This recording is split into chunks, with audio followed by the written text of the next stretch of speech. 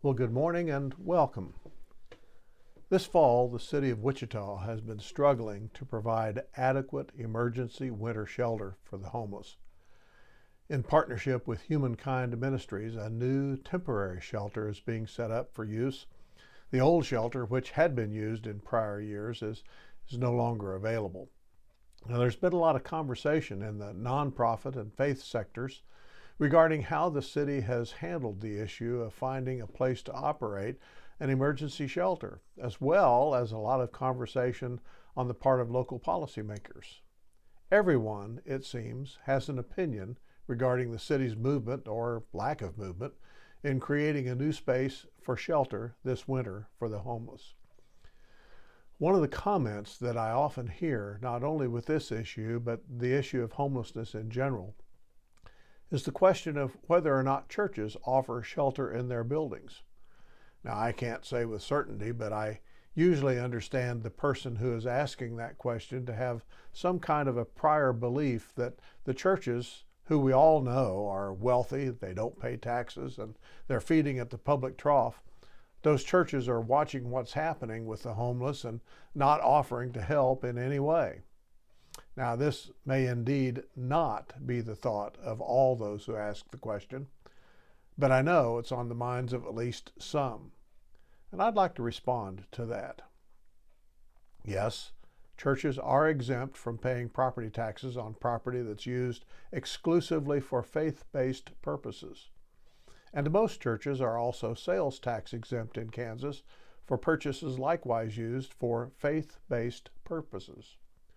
Now, the rationale for that is that churches serve the public good by offering benevolent goods and services such as food pantries and help with rent or utilities and so on, social services, professional counseling, and other goods and services at no charge to the public. Now, I don't know what other churches do regarding benevolence or housing the homeless, but I know what we do and why. Yes, we have a large building in the downtown area. However, housing codes prevent us from offering our building for any kind of shelter. We conceivably could remodel the building to meet code, but that cost is prohibitive for us. We are an independent congregation. We have no oversight boards and no oversight organizations. All of the money that we have comes from the contributions that our congregants place into the offering plates each Sunday. The cost to remodel to meet code would be in the multiple hundreds of thousands of dollars, something we just don't have, nor could we get from our congregation of about 175. Additionally, overnight shelter requires people to operate it, security to protect everyone. It requires policies, procedures, expertise, food service, laundry service, janitorial services, administrative functions, an experience that we just don't have within our congregation.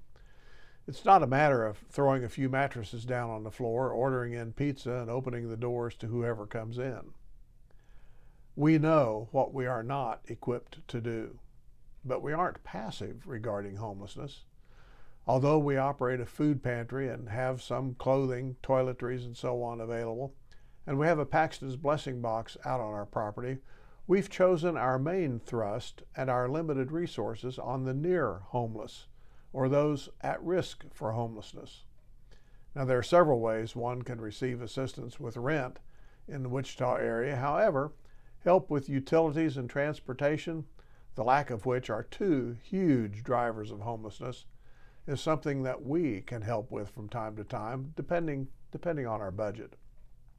Something as simple as a tank of gas in a vehicle so someone can job search or get to a job, and that can keep that person or that family off of the street.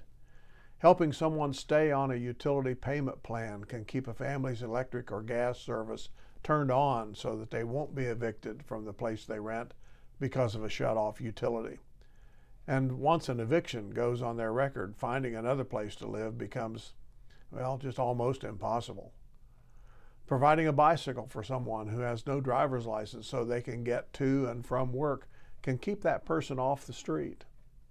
And there are other simple, cost-effective, and relatively easy ways we can work with someone to help maintain them in their home. Our benevolence is limited, and it's designed to help but not enable. We don't do it perfectly. We sometimes look back on a decision we made and think we maybe could have made a better decision, but we are by no means sitting back and letting the world go by while families are living in cars and in tents along the Arkansas River. We are doing what we can with what we have. And that, I believe, is the key. Do what you can with what you have. Find ways to help given your abilities and your resources. You may not be able to shelter 250 homeless each night this winter. That's okay. One of my friends who works in the social service sector has often said this borrowed sentence regarding the seemingly overwhelming great need of many in our society today. She says, "I can't do everything, but I can do something." We as a church family can do something. You as an individual can do something. And God can and does bless that something that we do in His name and for His glory. Well, thanks for listening, and blessings this Thanksgiving week.